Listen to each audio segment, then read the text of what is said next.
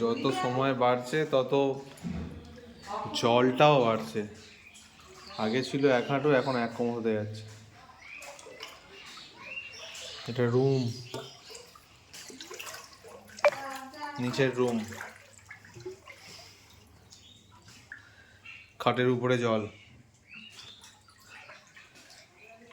আলমারির ভিতরে জল, কিছু সব বের করা হয়েছে আর বাকি সব ভাসছে।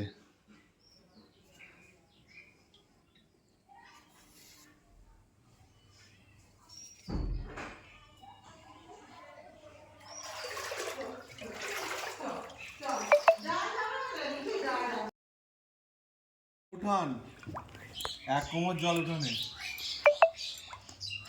উঠানে 1 কোমর জল।